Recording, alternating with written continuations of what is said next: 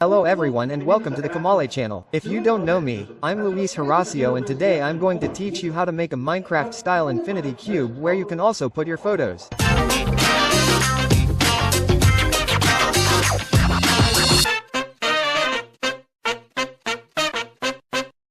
Hello everyone, just as I just showed you, today we're going to make this Minecraft style infinity cube, either to put our favorite characters on it or to have our most beloved photos of our family or friends on it. The truth is that it looks incredible and it's super easy to make and, above all, cheap, since if you follow the channel's advice you can make it with leftover wood like I did or, better yet, with cardboard or cardstock to form your own cubes and make them the size you want and they weigh almost nothing. So without further ado, let's see what we'll need to make it.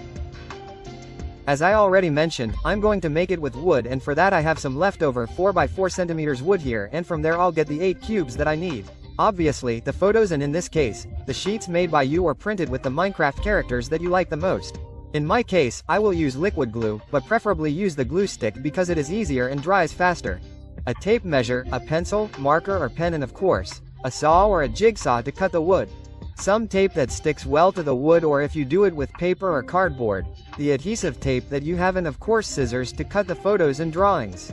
But now let's see how it's done. The first thing we will do is take our wood and place it on the side that is smoothest and straightest so that it doesn't move. There we measure to see if it has the exact measurement of 4 centimeters, which it does. So we just measure and mark from one end to the 4 centimeters that we just measured, since that way we will have the perfect cube and it will be ready to be cut. So let's get to it. To do this, what we are going to do is position our wood in the exact part where we are going to cut it so that once we have it at the point we want it, we place a piece of wood that touches it and hold it with whatever we can. My saw has an attachment for that, but you can hold it with a clamp and it will be the same, since that way when cutting the rest we only put our wood up to there and it will be exactly the same cut each time. Here I realized that, due to the thickness of my saw, I was cutting it a little more than I should have, so I just corrected it and marked it again, but 1 millimeter more, which is what I was cutting. It will all depend on how you do it, since with the slope, since it is so thin there, you will have no problems. Remember that you have to cut 8 of these cubes so that our Minecraft style infinite cube comes out well. Once you have cut them all, you should have them more or less like this. And here you see 2 sets, but as I was saying, at first I cut them a little less, so they ended up uneven on one side. But once I corrected that mistake, the other set came out perfect and, if we want, it's ready to be assembled. But, as always, I'm going to sand all the edges a little bit, so they're not so sharp and we don't hurt ourselves when we grab them. Since that's what it's all about, changing it to present it in the different ways that we can. Once you've sanded it to your complete satisfaction, it should look something like this. It only looks a little, but when you touch it, it does feel smooth and soft, which is what we wanted, but it's completely optional and I'll leave that up to you. Now let's see how to assemble our cube. To do so, we're going to arrange the cubes like this, that is, 2 by 2 in a row.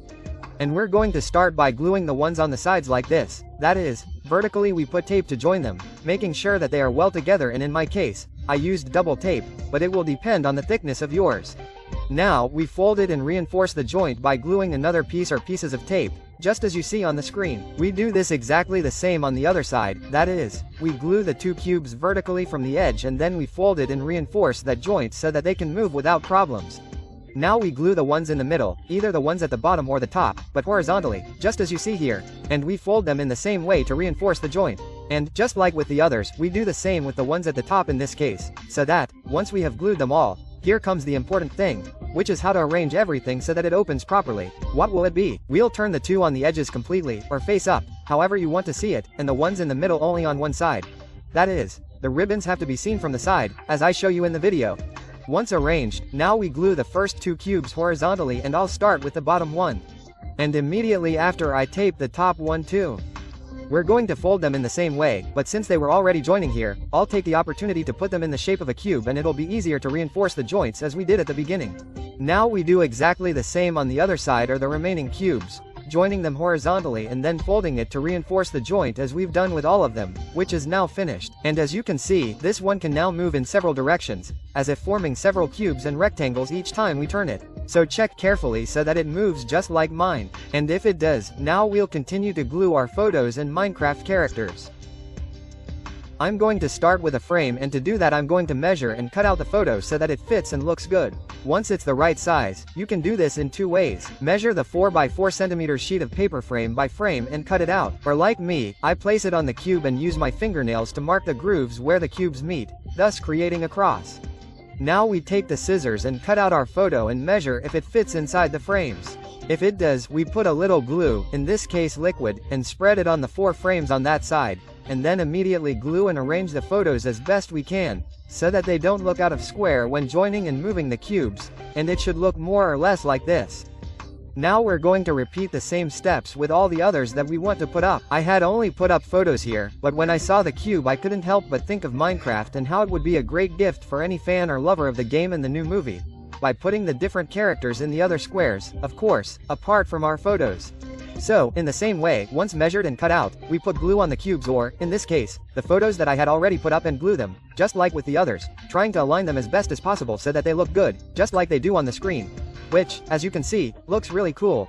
You can put as many as you like, but now let's see how it looks finished with all the photos and how it works. As you can see, this is how it looks, and the truth is that it looks great, since, as I told you, it has both our photos and the Minecraft characters, which in my case, I have a pig, a zombie, and of course, this one, and when you open it you can add more photos, like in my case where I put 2 more horizontally, plus the 3 on the sides of the cube. But as I repeat, it is an excellent gift for Children's Day or even for Teachers' Day, since there will surely be old and current fans of the game and the movie itself. Or you can simply leave it as an infinite photo cube and it will be a great gift too. And the best of all is that it is very quick to make, and in my case using leftover wood, or as I told you, taking advantage of recycled sheets or some cardboard that we were going to throw away anyway. I made the character prints on regular paper, but I recommend that you do it on photo paper or at least thicker paper so that it lasts longer. You can spray paint or use a clear lacquer to give it that shiny finish and protect it from the environment. But of course, tell me in the comments if you liked it, if you would make it for yourself or for your children, nephews or grandchildren, because I would love to read them. As you know, if you liked this video, give it a thumbs up, subscribe, activate the notification bell so you don't miss any of the videos, share it with all your family, friends and acquaintances. As always, see you in the next videos. Thank you.